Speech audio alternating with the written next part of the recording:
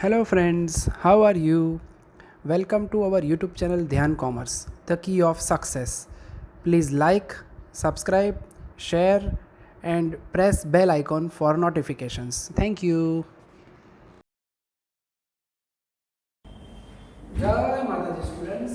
Product control technique में last lecture में हमने एक सम को ऑब्जर्व किया और आज हम ऐसे दो और सम ऑब्जर्व करेंगे एंड उसके बाद कुछ दो तीन शॉर्ट नोट्स है उसको भी हमें ऑब्जर्व करना है आज। तो सबसे पहला जो सम हमें करना है, लास्ट टाइम जहां से छोड़ा था उसी के आगे वाला सम देखने वाले हैं, सम नंबर 14।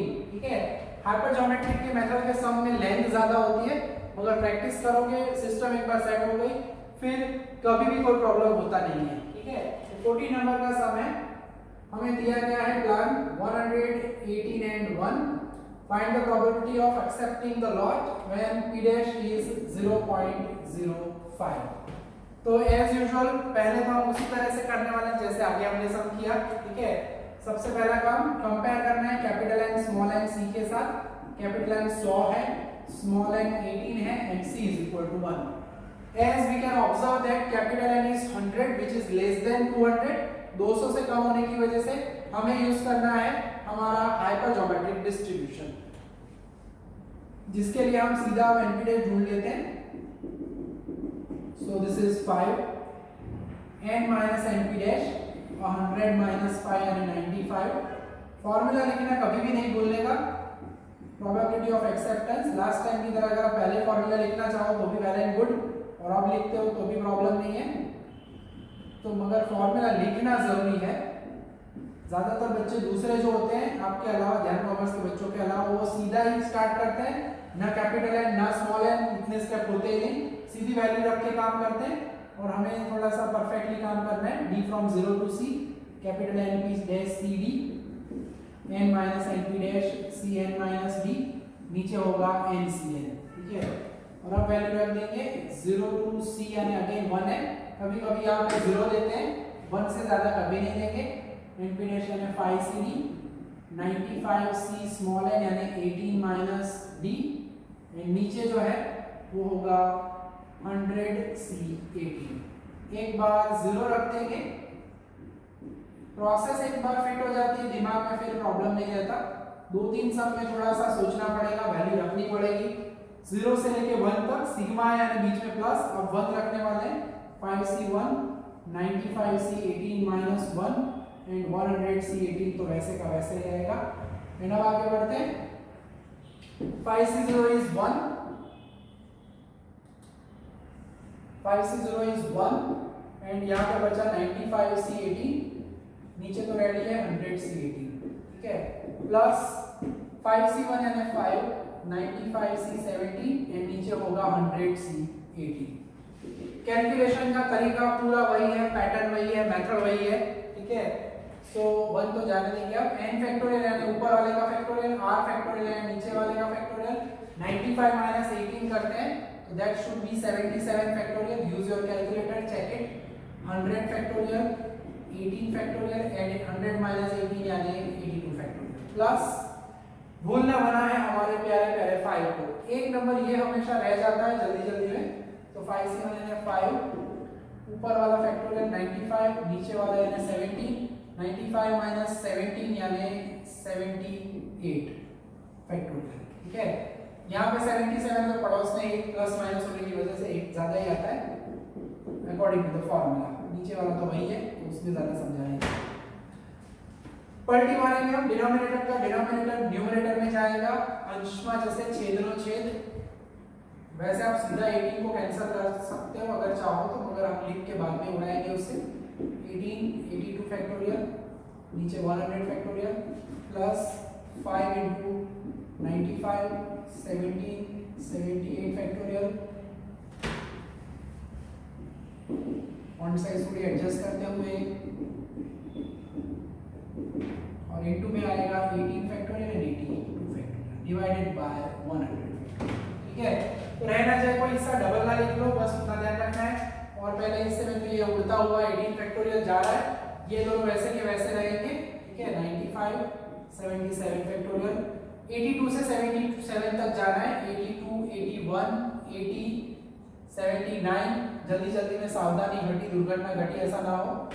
77 फैक्टोरियल, तो ये 77 फैक्टोरियल जा रहा है और 100, 99, 98, 97, 96, 95 फैक्टोरियल, 95 फैक्टोरियल कैंसिल होगा, ऊपर वाला हिस्सा रेडी हो चुका है हमारा, प्लस 5 जिंदा रखना है, 5, 95 फैक्टोरियल, 17, 78, पड़ोस में 18 से 17 एक कदम की दूरी पे है हमारा 17 फैक्टोरियल, उड़ता हुआ 17 factorial.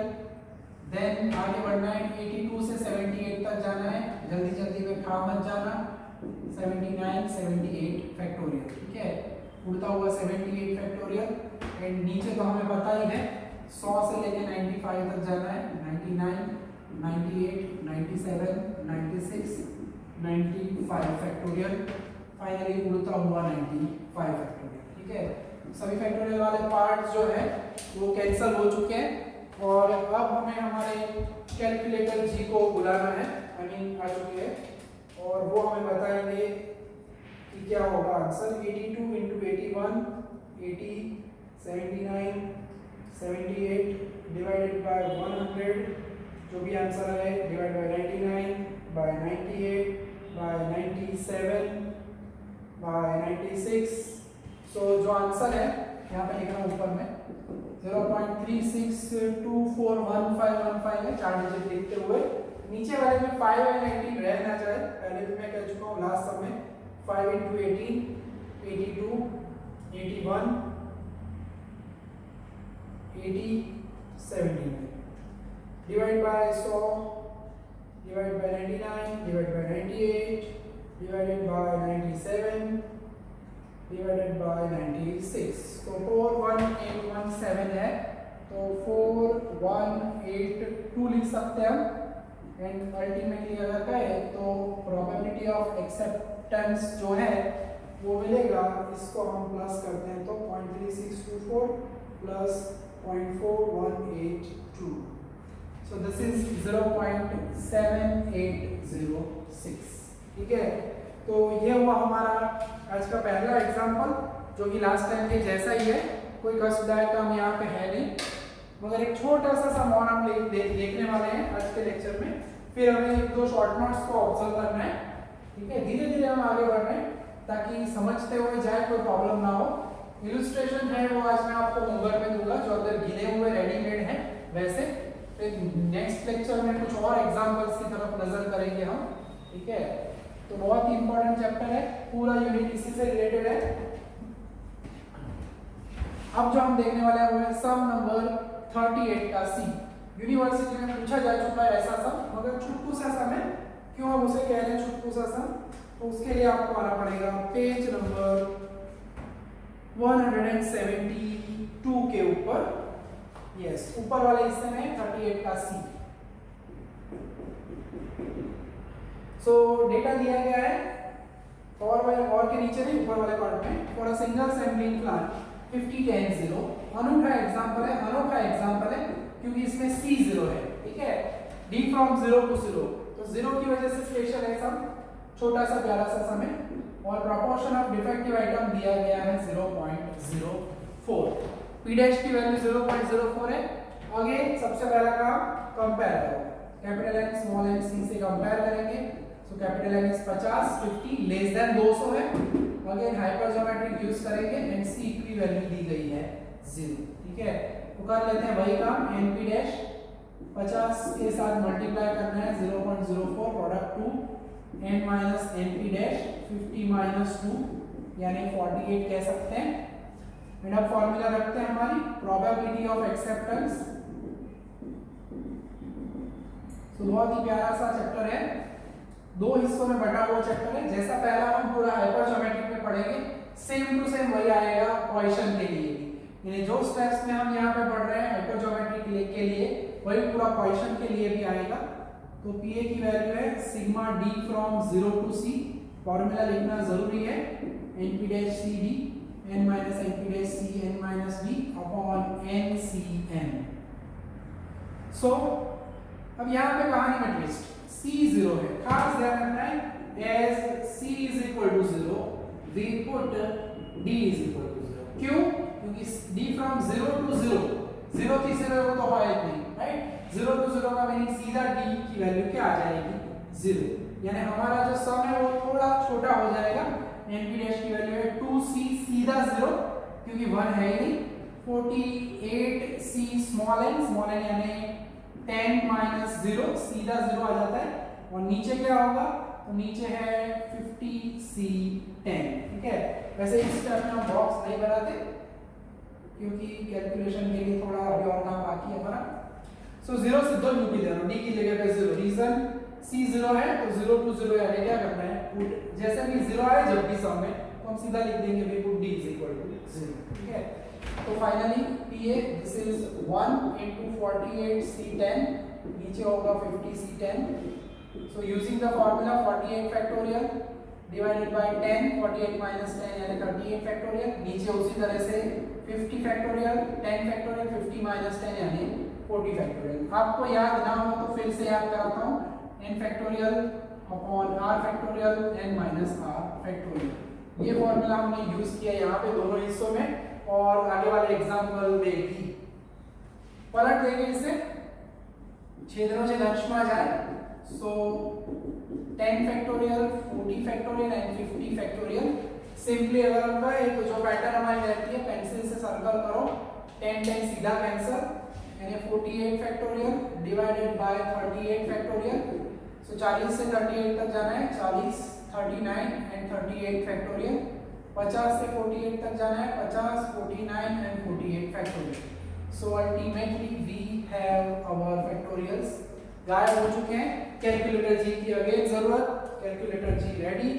40 into 39 divided by 50 divided by 49। Answer हमारे आंखों के सामने रेडी। प्रोबेबिलिटी ऑफ एक्सेप्टेंस है वो है 0.6367।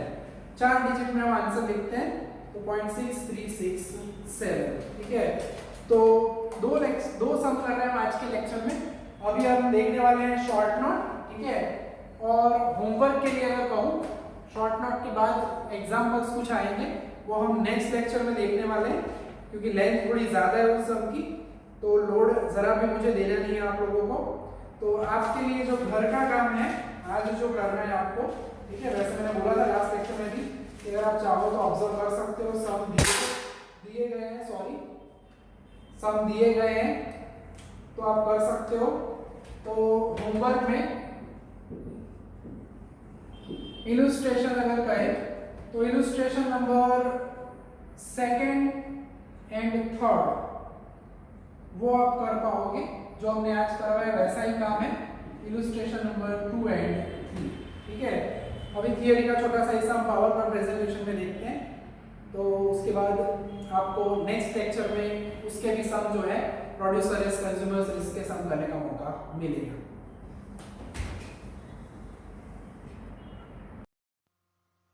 तो अब हम ऑब्जर्व करने वाले हैं प्रोडक्ट कंट्रोल टेक्निक में बहुत ही इंपॉर्टेंट 4 शॉर्ट नोट्स, जो जिसमें से 2 जो है वो बाकी की 2 से कनेक्टेड है। जिसमें पहला है एक्सेप्टेबल क्वालिटी लेवल। कंज्यूमर के लिए कौन सा प्रोडक्ट का डिफेक्टिव लेवल, वैसे तो डिफेक्टिव चीजें पसंद ही नहीं होती हमें, मगर कुछ हद तक डिफेक्ट होती रहती है प्रोडक्ट्स में। तो ऐसा लेवल जब प्रोडक्ट जो है वो एक्सेप्टेबल हो, उस टाइप के प्रोपोर्शन ऑफ डिफेक्टिव आइटम्स को कहा जाता है acceptable quality level. When consumer is ready to accept the lot, although it is defective up to some extent, कुछ हद तक डिफेक्ट कम से कम हो तब चलेगा, उससे ज्यादा डिफेक्ट हो तो कस्टमर उसे एक्सेप्ट करता नहीं है, इसीलिए इसका नाम है एक्सेप्टेबल क्वालिटी लेवल। तो यही हमें समझना है, एकदम सिंपल सा पार्ट है जैसे मैंने समझाया है।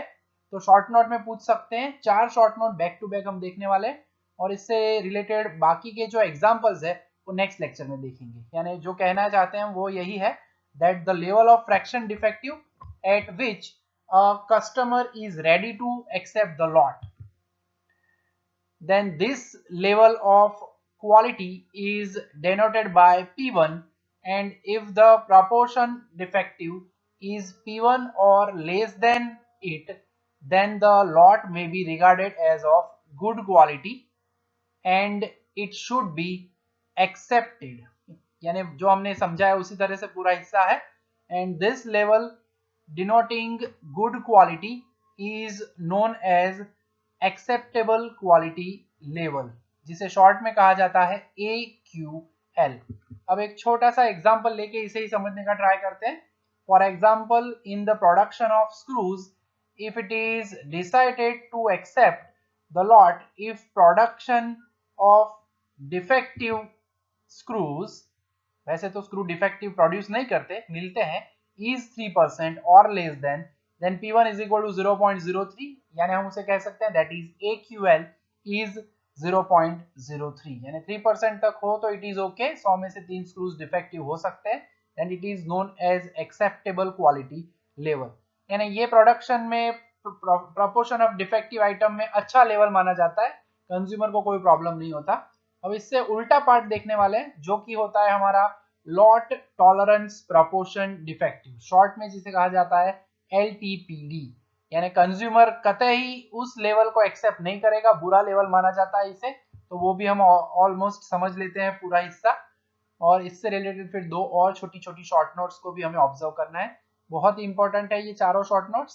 तो ये कहता है हमें the proportion of defective units in the lot is more than a particular level, then the lot may be regarded as of inferior quality, inferior यानी bad quality, and consumer will not be prepared to purchase it, यानी चीजें जो कुछ हद से ज्यादा defective निकले, हमने बोला 3% ऊपर एग्जांपल में, तो it is good, it is okay, चल जाएगा, मगर उससे कुछ एक पर्टिकुलर लेवल डिफाइन किया जाए तो उस लेवल से ज्यादा डिफेक्ट हो तो कंज्यूमर एक्सेप्ट करेगा नहीं लॉट को, ठीक है। This proportion of defective unit is denoted by P2, and if the proportion of defective in the lot is P2 or more than that, the lot may be regarded as of inferior, यानी जिसे हमने कहा of bad quality, and should be rejected. This level of quality is known as lot tolerance proportion defective, LTPD। इसे भी example में हम समझ लेते हैं। For example, in the production of screws, if it is decided to reject the lot of the proportion of defective screws is 7% or more, then P2 is 0.07, that is LTPD is 0.07, यानी 7% से higher है यहाँ पे, तो वो lot जो है reject करने के लिए हमने 7% डिसाइड किया है, ठीक है, तो उसे कहा जाता है LTPD, ठीक है, यानी AQL यानी अच्छा लेवल, जब प्रोड्यूसर अच्छी चीजें बनाने का ट्राई करता है, LTPD यानी बुरा लेवल कह सकते हैं, बन जाती है तो लॉट एक्सेप्ट किया जाता नहीं है। तो अब हमें ऑब्जर्व करनी है दो कनेक्टेड शॉर्ट नोट्स जो कि आगे वाले हिस्से से कनेक्टेड है, जिसमें पहली है प्रोड्यूसर्स रिस्क, जिसे हम नोटेशन में अल्फा कहेंगे। ये अल्फा यानी दूसरा कुछ नहीं, ये प्रोबेबिलिटी होती है जब लॉट अच्छी क्वालिटी का हो, प्रोड्यूसर ने अच्छी चीजें बनाई हो, फिर भी वो अगर रिजेक्ट हो जाए तब उसे कहा जाता है प्रोड्यूसर जी का रिस्क। तो ये कनेक्टेड है विथ AQL, तो समझ लेते हैं इसे। Sometimes it may so happen that the lot may be really of a good quality, but the number of defectives observed in the sample may be more than the acceptance number C। acceptance number जो हम कहते हैं capital N small N C में, वो C से ज्यादा हो, then thus the lot may be rejected by the sampling plan। हम जैसे कह चुके हैं कि D greater than C हो तो रिजेक्ट होना चाहिए, यानी सैंपल अनफॉर्चुनेटली सपोज अज्यूम करते हैं 1000 यूनिट्स हमने बनाए हैं, कैपिटल एन स्मॉल एन यानी 100 यूनिट का हम सैंपल ले रहे हैं, C हम डिसाइड कर रहे हैं 3, और अनफॉर्चुनेटली पूरे अगर 1000 यूनिट में ही 4 डिफेक्टिव चीजें हो और अनफॉर्चुनेटली 100 के सैंपल में 4 आ जाए तो लॉट को क्या करना पड़ेगा, रिजेक्ट। तो प्रोड्यूसर जी ने वैसे तो लॉट पूरा 1000 यूनिट अच्छे थे, खाली 4 ही डिफेक्टिव चीजें थी, मगर वो 100 के सैंपल में आ जाए तो एक्सेप्टेंस नंबर C हमने 3 रखा हुआ था, उस हिसाब से लॉट को क्या करना पड़ेगा, रिजेक्ट। तो वो अनफॉर्चुनेटली प्रोड्यूसर जी का माना जाता है risk. This decision is not correct and producer will have to suffer because of it, suffer करना पड़ेगा उसे। Then the probability of rejecting a good lot is known as producer's risk and it is denoted by alpha। उसे हम alpha से denote करेंगे, formula में लिखना है तो हम लिख सकते हैं alpha is equal to probability of rejecting a lot of good quality, इसमें AQL का इस्तेमाल किया जाएगा 1 - PA।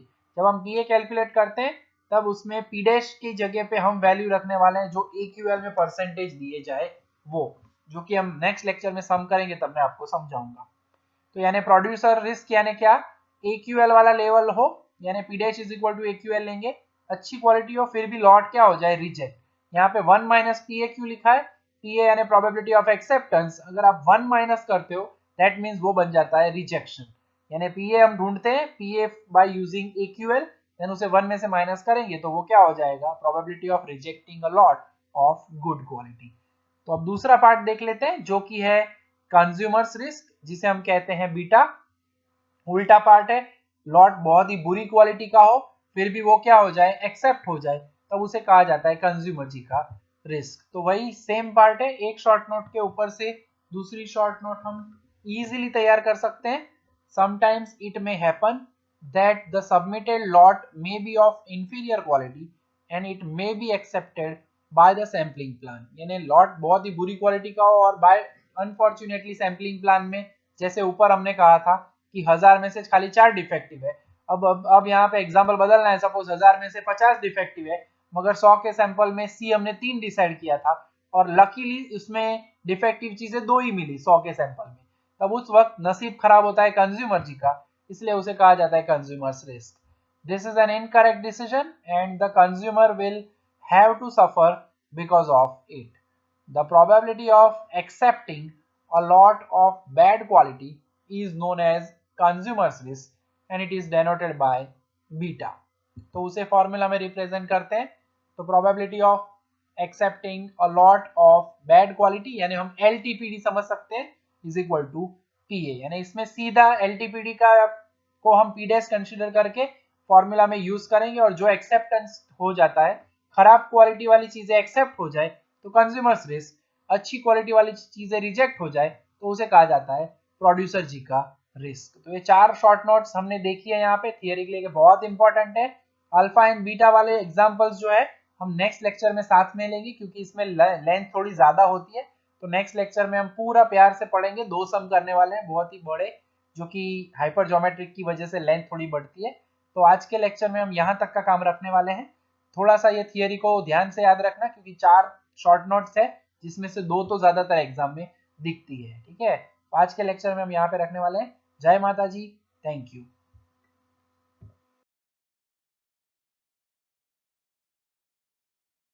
Please like, subscribe, share and press bell icon for notifications.